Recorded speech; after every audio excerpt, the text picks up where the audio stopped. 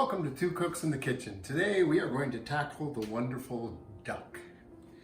Now I have taken this out of the refrigerator and let it warm up just a little bit closer to room temp. It's still cold to the touch, but it's fine.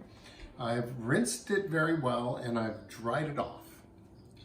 And now we're going to prepare this to go in the oven.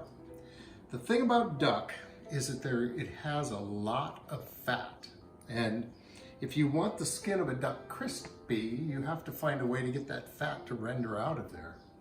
And so for this recipe, what I'm doing is I've gone through the whole duck and just gently poked holes in the skin, not all the way through to the meat, but just through the skin, a little slit, and that'll allow the fat to come out as it melts.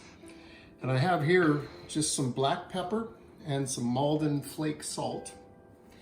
And I'm gonna get a bunch of this on the outside and inside of this bird.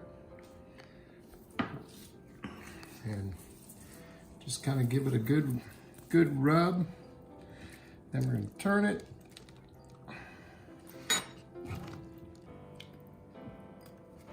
Get this side. It's the good breast meat.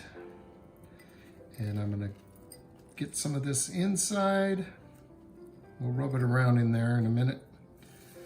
And well, I'm gonna use it all because not much point in letting it go to waste. Now, one of the things that people often do is cut the end of the wings off because those usually get a little bit well done and crunchy, but I like that part, so I leave it. But you can do that if you'd like. And then, into the inside of this cavity, we're gonna put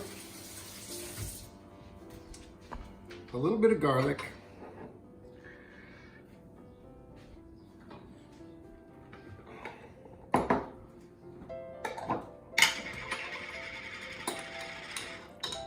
and some rosemary. Just a couple of sprigs of rosemary is plenty. This is just going to add a little bit of flavor. And then we can put the duck in our pan.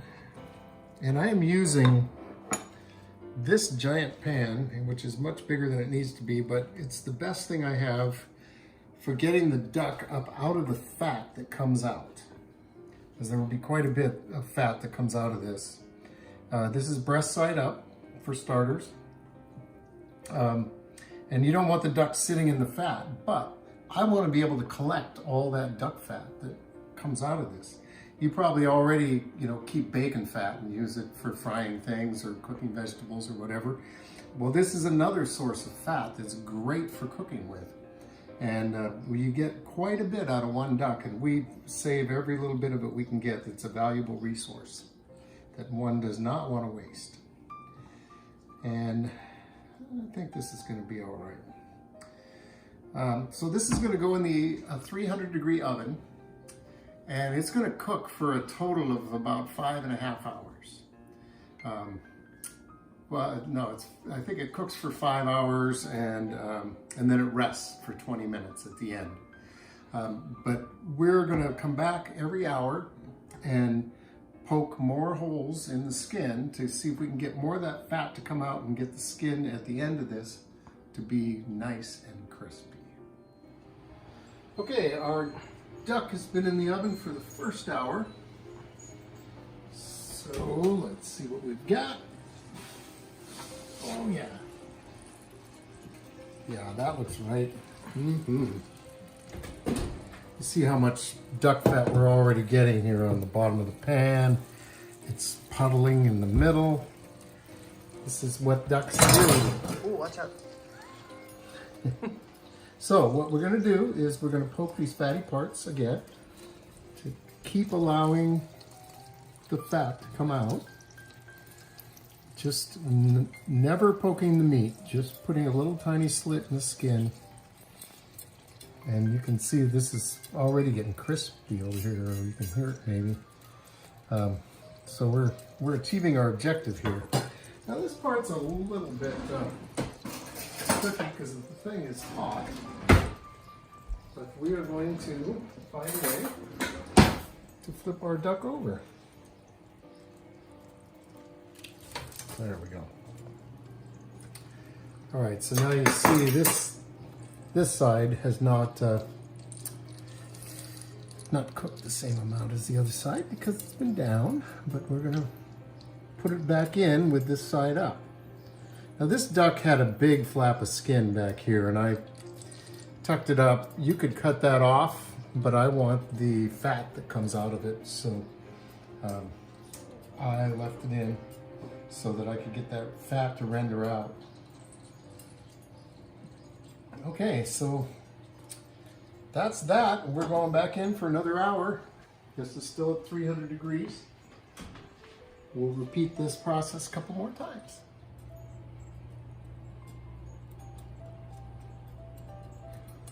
It's the second hour. So while our duck is cooking, I've been pitting cherries. Lots and lots of cherries. Pitting cherries requires, it's like a bloodbath here. But I have to eat the extra off the seeds. I know. I have to say, I came in from outside and it looked like he'd been kissing some hussy, and he still has cherry juice on his lips. It's too funny. So these were cherries that were going to go bad if I didn't use them all, so I'm using them all. So we're going to make a lovely cherry sauce for our duck, and we'll do that together once I get this done and cleaned up. All right, so the cherries are all pitted. Let's put together our cherry sauce. We're going to start with duck fat. And our jar's getting low, so it's a good thing that we're cooking duck because we're going to have some more soon. So we put duck fat in the pan, just a little scump. And we'll get that going, and I've chopped up a shallot, and once the duck fat gets hot, we're going to put the shallot in there and add some garlic. There's some chicken broth. It's actually sitting in the microwave right now because I forgot to defrost it earlier. And since we put rosemary in the duck, we'll put some rosemary in the sauce so that they go really nicely together.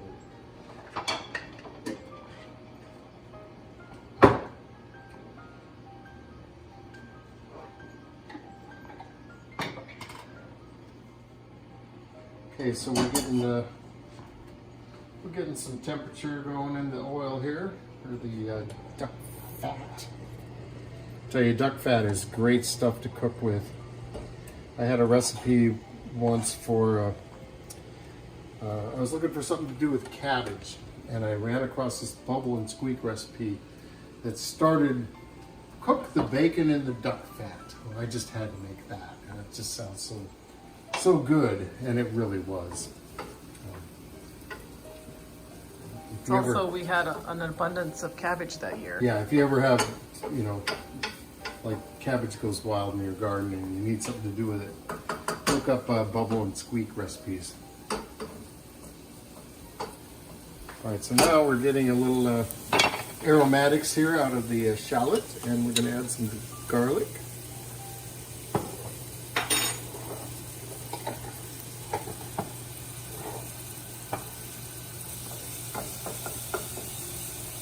And then this is going to be something that makes the makes this cherry sauce into a savory sauce, really, having the garlic and onions in there. There's another cherry sauce over there that's for sweet. But ice cream. We put the cherries in here. Yeah, we're getting there. Okay, so we're going to add the cherries now. And we're going to add the rosemary. And we're going to add the chicken stock. it with turkey. This is actually turkey stock that we made. We cook a turkey 2 or 3 times a year, and each time we do that, we cook the bones down into a turkey stock. And anytime a recipe calls for chicken stock, we just substitute that, and it works really well. So I'm also going to add just a touch of maple syrup to this. These cherries are pretty sweet, and they really don't need it, but I think it's going to help. And we're going to let this cook down now for quite a while. I'd say this is going to cook for at least a half an hour. I'm probably going to turn that burner down once it really gets going, and then we'll come back and see what we've got. Because we may need to mash it, we may need to strain it, who knows? We just have to see what it turns into. Oh yeah, look at that.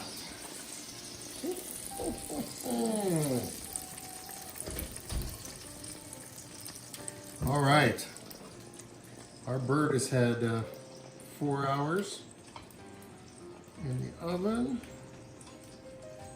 I'm going to turn it over. And I'm going to get some oh, that was a little sloppy.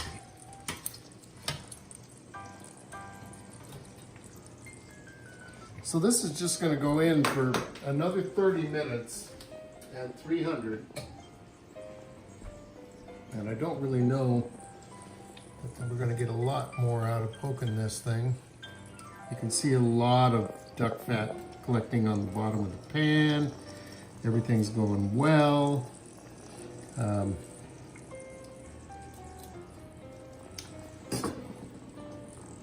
Just for fun. I'm tripping over the cat. Let's see. So that's like done temp, isn't so it? Usually we do this. We cook this for another 30 minutes at 300 and then put it back in for 30 more minutes at 350. I think this is looking really quite done, and I'm just going to put it in for about 20 minutes on 350 and add a little more salt to it before I do that. But I would like to really crisp up this breast side. So that's what we're trying to do now. Definitely the meat's cooked and it's looking really good. So we have this whole pool of duck fat here to save up for later. Put it in our duck fat jar. Oh yeah, we still have more room. I guess we have to do another duck. I guess so. So now we'll carve the duck. Okay, so now we're down to the plating with this duck. Here we have your leg and thigh with a wing for your dark meat plating. Over here we have the breast sliced and a half a baked potato to go with it. And we're of course, splitting one. We made our sauce, and here's how it came out. That looks really good. It's chunky. But it's also smooth. It's got a little liquid going on. So I think we're gonna get this on here, and oh yeah.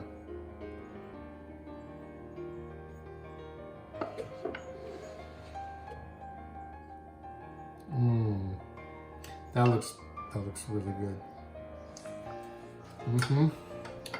And then we have, well, we use chives in the potatoes, so we could have chives for a garnish. And because I got some height on that wing, You already stuck some chives, I'm pretty flowers on mine. fabulous with that. Oh, the chive flowers, I yeah. already put some on mine. Okay. But these are great because you can make it rain. Yeah, make it rain. And then I think red would go really nicely with this. just as far as being picturesque. So we're using some marigolds that are edible. Just a couple. Ooh. We just wouldn't use an inedible flower. I wonder if I can get one. Oh, look at that. So weird. I got some height. Height on a plate is always nice. Okay, and there you have it. Okay. It's roasted duck with a rosemary cherry sauce. And we're pairing this with a Dry Creek Zinfandel 2018. This could spend some time in the bottle.